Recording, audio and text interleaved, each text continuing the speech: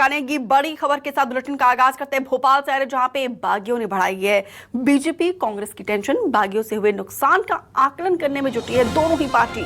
करीब 15 सीटों पर बागियों ने पहुंचाए हैं बीजेपी कांग्रेस को नुकसान, और बागियों ने दोनों पार्टियों के काटे हैं बड़े पैमाने पर वोट। बीजेपी कांग्रेस से नाराज 8 पूर्व एमएलए ने यहाँ पे इंडिपेंडेंट चुनाव लड़ा है, और देखिए दोनों ही किस तरीके से मुश्किलें खड़ी कर रहे हैं। ना सिर्फ बीजेपी की बल्कि कांग्रेस के लिए भी उतनी ही बड़ी चुनौती है। तो देखना होगा कि बागी किस तरीके से समीकरण बिगाड़ते हैं, किस तरीके से यहाँ पे टेंशन बड़ी कर रखी है, और इसका काट क्या निकालती है बीजेपी और कांग्रेस।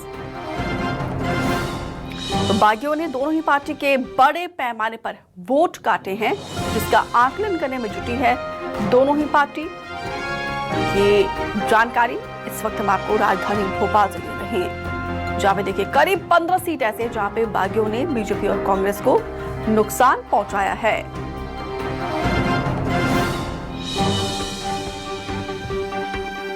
देखिए बहुत स्पष्ट है कि भारतीय जनता पार्टी ने अपना रिपोर्ट कार्ड पेश किया और भविष्य को लेकर संकल्प पत्र जारी किया, और ऐसे में भारतीय जनता पार्टी का ही जो अधिकृत प्रत्याशी था उसी को कार्यकर्ताओं ने और उसी को हितग्राहियों ने वोट डाला है। भारतीय जनता पार्टी में बागी परंपरा ना पहले कभी सफल रही, ना इस बार होगी।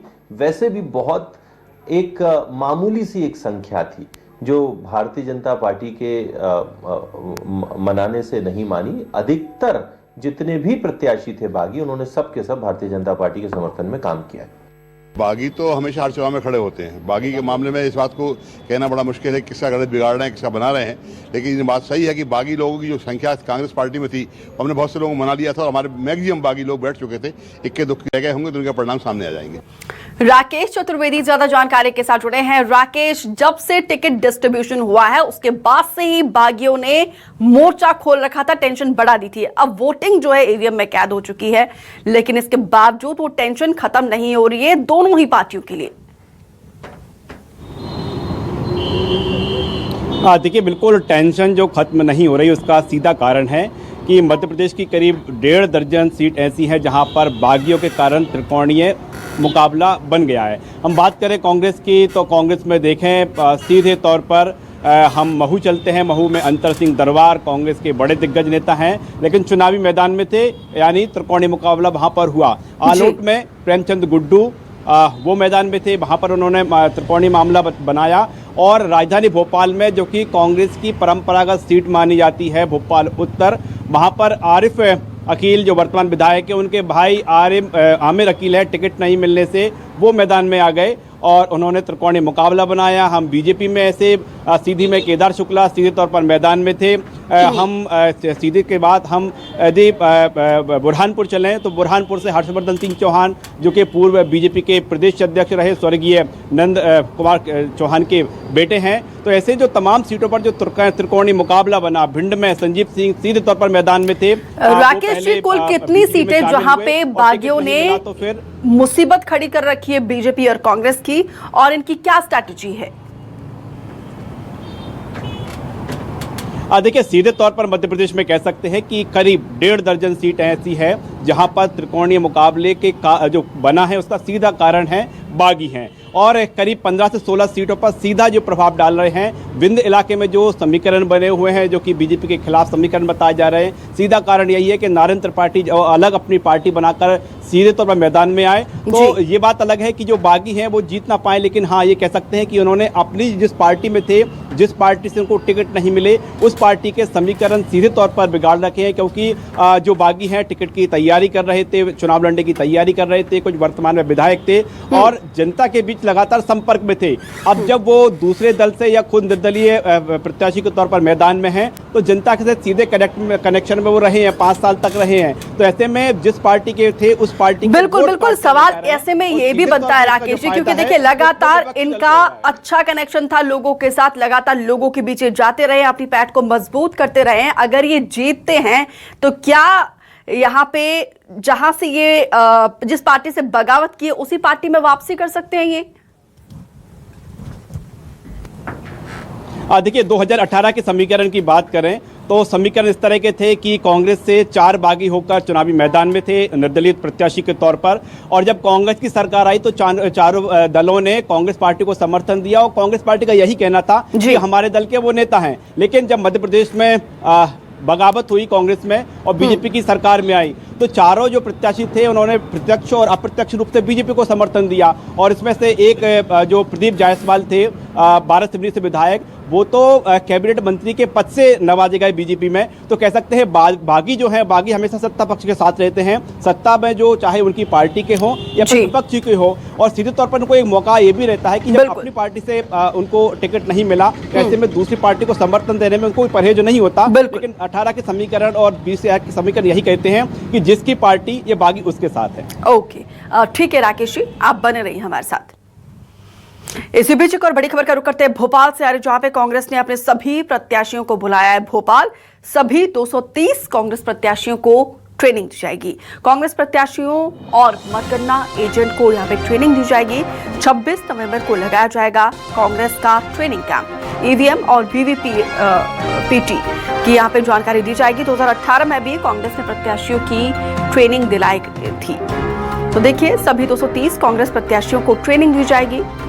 ये जानकारी इस वक्त मैं आपको भोपाल से दे रही हूं, जहां पे कांग्रेस प्रत्याशियों और मतगणना एजेंट को दी जाएगी ट्रेनिंग।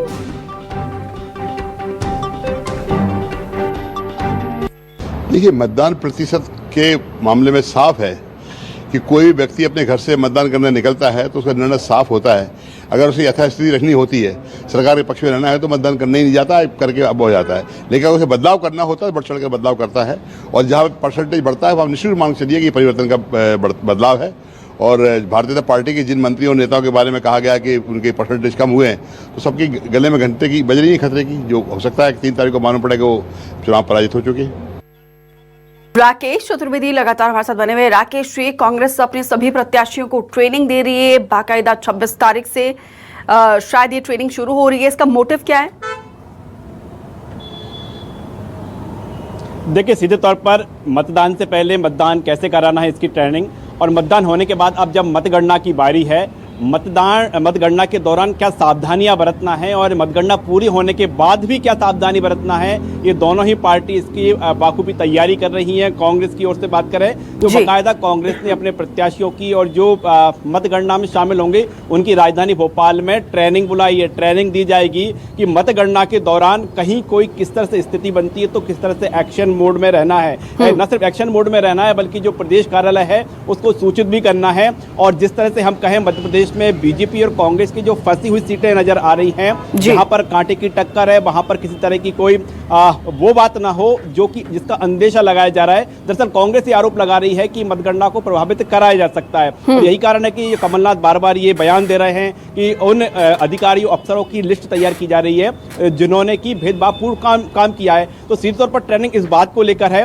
कि एक तो जब मतगणना चले तो उस दौरान किस तरह से अलर्ट रहना है, और जब आपको जीत का सर्टिफिकेट मिल जाए उस दौरान मध्य प्रदेश में जो ऐसे हालात ना बने कि दोनों ही पार्टियों की सीटें फंसी हुई हैं तो दूसरे दल में कोई प्रलोभन उनको दे सकता है। तो सीधे तौर पर जब उनको सर्टिफिकेट मिल जाए, सर्टिफिकेट लेने के बाद आपको कहां पहुंचना है इसकी भी बाखूबी ट्रेनिंग दी जाएगी, और ट्रेनिंग और कोई नहीं बल्कि पीसीसी चीफ कमलनाथ देंगे। बिल्कुल बिल्कुल, यहाँ पे बाकायदा एक तरीके से किलेबंदी और किस तरीके से अलर्ट रहना है, ये तमाम चीजें, तमाम हिदायत दी जाएगी। लेकिन ये बताइए जरा, कितने दिनों तक चलेगी ये ट्रेनिंग? देखिए, ट्रेनिंग की बात करें तो ट्रेनिंग का जो सेशन है खासतौर पर प्रत्याशियों के लिए दिन भर का रहने वाला है। मध्य प्रदेश की जो 230 प्रत्याशी हैं कांग्रेस के, सभी प्रत्याशियों को बुलाया गया है। हालांकि अधिकांश हम प्रत्याशियों की बात करें 2 बार के 3 बार के विधायक रहे हैं, उनके लिए सेशन नहीं है, लेकिन उनको भी इस सेशन में आमंत्रित किया गया है। और जिनको पहली बार का टिकट मिला है या फिर जिनका 2018 का अनुभव ठीक नहीं रहा, उनको खासतौर पर ट्रेनिंग दी जाएगी। हम ट्रेनिंग सेशन की बात करें, इसे कई पार्ट में अलग अलग बांटा गया है।